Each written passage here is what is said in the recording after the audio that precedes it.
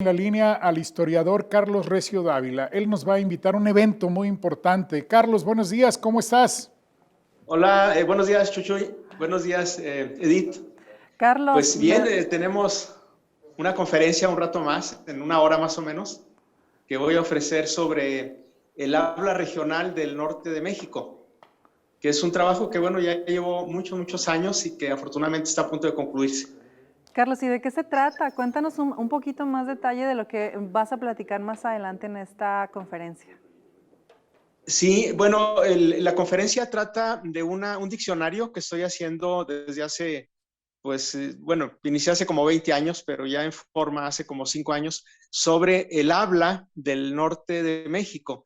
Es decir, cuáles son las palabras que usamos tradicionalmente como símbolo de una identidad en el norte, desde Baja California, norte, sur, hasta Tamaulipas, Sinaloa, Chihuahua, Durango, Zacatecas y Coahuila.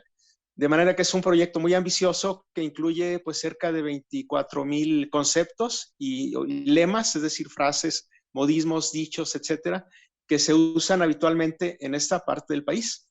Y nos encontramos pues no solamente con algunas palabras de origen indígena o español, sino también incluso francés, caribe, italiano, griego, etcétera. Entonces es un proyecto pues muy interesante y pues vamos a escuchar un pequeño resumen sobre el día de hoy.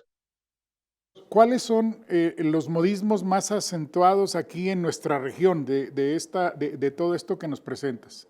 Aquí en nuestra zona. Bueno, sí, en el caso del noreste de México hay una gran presencia, por un lado, del aspecto religioso, es decir, pues, todo lo que tiene que ver, como en todo México, de hecho, aunque hay expresiones, por ejemplo, que una que está un poco en desuso, para decir una expresión de sorpresa o de petición de ayuda, decimos Santo Cristo de la Capilla, por ejemplo. Pero también hay muchísimas expresiones que tienen que ver con los alimentos de la región y con la fauna de la región. Por ejemplo, el cabrito, la barbacoa. Hay una expresión que de hecho ha mutado un poco de la expresión que usamos tradicionalmente desde España, que dice cada cabeza es un mundo, y aquí en el noreste decimos cada cabeza es una barbacoa, ¿verdad? Haciendo alusión a la forma de preparar el platillo de los chichimecas, ¿no? La carne. Y pues en realidad hay mucho, sobre todo la presencia rural. Eh, en ocasiones hay palabras o frases que se relacionan en el norte, tanto del lado occidental como del lado oriental, como nosotros con Sonora. Sin embargo, hay una identidad más precisa en cada una de las dos subregiones, es decir, noreste tiene una forma particular y el noroeste otra. También hay una gran influencia de los Estados Unidos y, digamos, de las palabras en inglés, y también aquí en el noreste, particularmente, no hay mucha influencia de palabras indígenas, excepción de las tlaxcaltecas, ¿no? Que todo lo que tiene que ver, por ejemplo, con el maguey y el pulque, con aspectos rurales como los animales propios del campo. Y en el noroeste, es decir, Sonora sobre todo, y Sinaloa, hay mucha presencia de palabras de origen indígena, de los yaquis, pimas, seris, de la lengua caíta. Entonces, sí, pues es muy interesante. A veces no pensamos y decimos las palabras que surgen, emergen, y otras que se sumergen, digamos, al cabo de algunas décadas o al cabo de algunos años.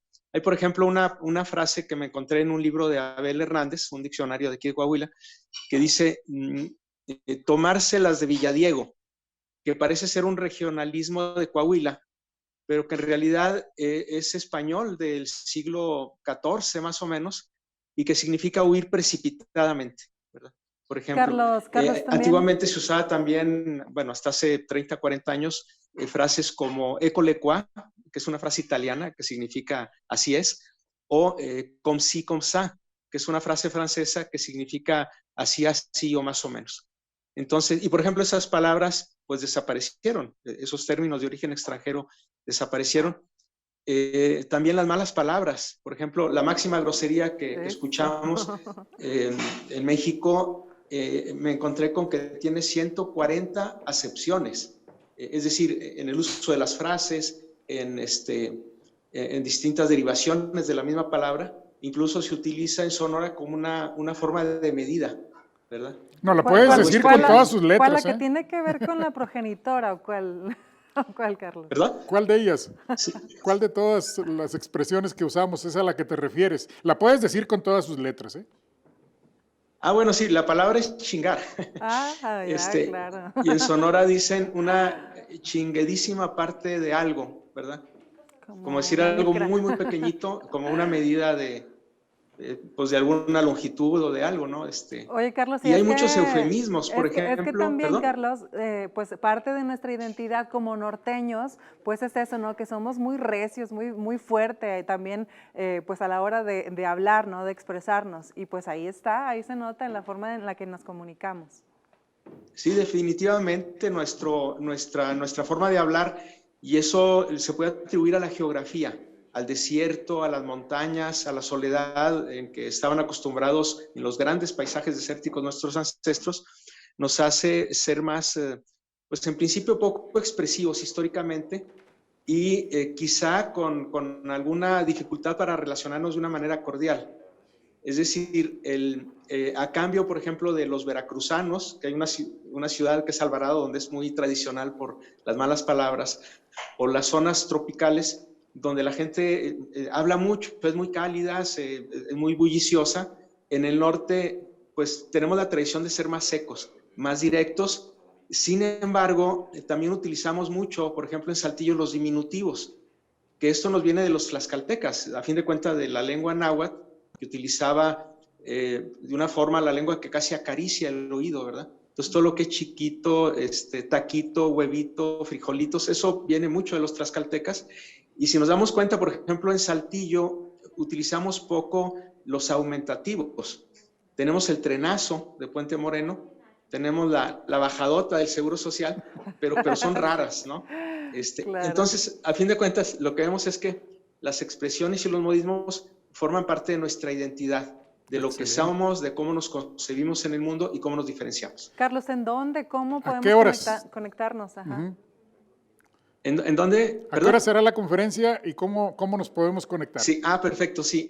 Bueno, el Zoom creo que está en la pantalla ahora, en la parte de abajo, en Facebook, se llama Cuerpo Académico, Cultura e Identidad. No recuerdo bien el título, pero ahí viene justamente en la pantalla abajo. Es a las 9:30 y lo organiza el Cuerpo Académico Cultura e Identidad de la Facultad de Ciencias de la Comunicación. De hecho, es un libro, esto es parte de un proyecto de un libro electrónico que posiblemente salga a mediados de año. Es muy, muy probable. Y que incluye, bueno, cerca de 24,000 lemas entre palabras y proverbios, refranes, modismos, sentencias. Así que por lo pronto, pues es un pequeño avance de este tema. Bueno, pues arriba el norte y nos conectamos un rato más y seguramente lo va a disfrutar toda la gente que se conecte. Gracias, Carlos, excelente proyecto. Muchas gracias, Chuchu y Edith, un abrazo. Igualmente Saludos a para la ti, Igualmente. gracias.